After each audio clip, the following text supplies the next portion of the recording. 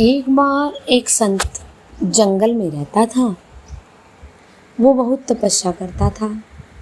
उसके मन में एक बार भाव उठा, क्यों ना मैं एक सुंदर से मंदिर का निर्माण कराऊं। लेकिन उसके लिए उसके पास कोई धन न था। उसने प्रभु से विनती की कि हे प्रभु, मुझे इतना धन दे कि जिससे मैं मंदिर का निर्माण करा सकूं। तो माता पार्वती को बड़ी दया आई। उन्होंने भगवान शंकर से कहा कि हे प्रभु, हमें इसकी सहायता अवश्य करनी चाहिए।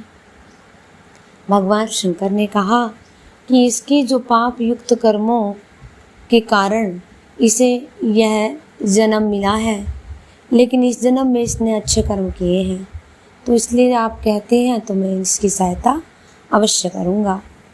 लेकिन व्यक्ति अपनी कर्मों के द्वारा ही सुख और दुख दोनों को प्राप्त करता है।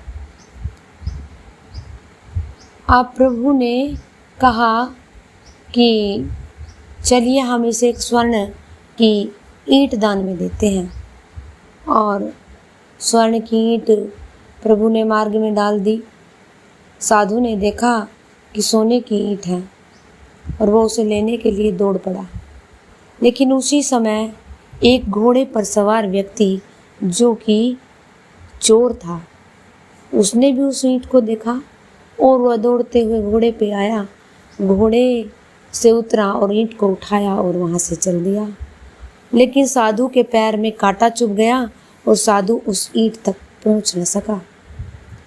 पैर को पकड़कर वो मार्ग में ही बैठ गया और रोते रोते प्रभु से कहने लगा, हे प्रभु, मैं तो आपका दास हूँ, फिर आपने मेरे साथ ऐसा क्यों किया। और वह तो चोर था जो कि इस ईंट को चुरा कर भाग गया।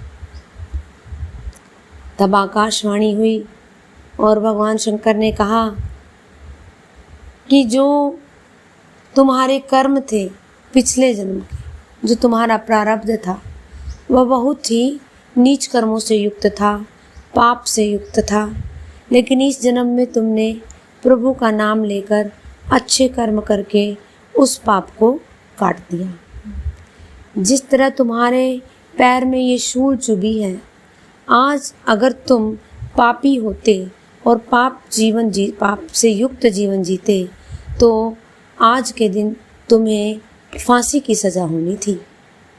लेकिन तुम्हारे अच्छे कर्मों ने तुम्हारे पापों को काट दिया है, इसीलिए केवल तुम्हें एक शूल मात्र लगी। जिसे तुम चोर समझ रहे हो, वह पिछले जन्म में बहुत प्रतापी दानी राजा था और राज करता था और बहुत दान पुण्य करता था।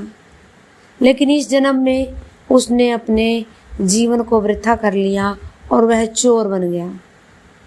चोर बनने के कारण वह गलत कर्म करने लगा और जिससे उसके पिछले जन्म के प्रारब्ध के जो पुण्य थे वो क्षीण हो गए। उसको सुख तो इतना प्राप्त होना था कि पूरा जैसे कोई पर्वत हो स्वर्ण का, इतना उसके पास धन संपत्ति होनी थी। लेकिन उसे केवल अब एक ईंट ही प्राप्त हो सकी।